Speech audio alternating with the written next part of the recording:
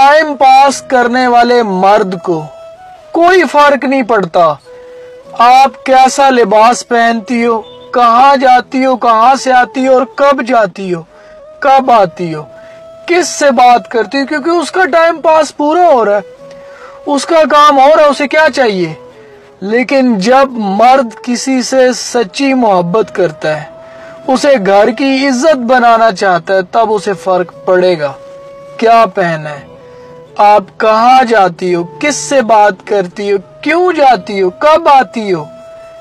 ये सब इसलिए नहीं कि वो आप पर शक कर रहा है या आप पर पाबंदियां लगा रहा है, वो सब इसलिए क्योंकि मर्द दूसरे मर्द को अच्छी तरह जानता है, वो दूसरे मर्दों की गंदी नजरों को जानता है और वो आपसे मोहब्बत करता है, इसलिए आपको बचाना चाहता है। और ये मर्द की मोहब्बत होती है। मर्द जब किसी औरत से मोहब्बत करता है तो वो उसको छूने वाली हवा का भी दुश्मन बन जाता है।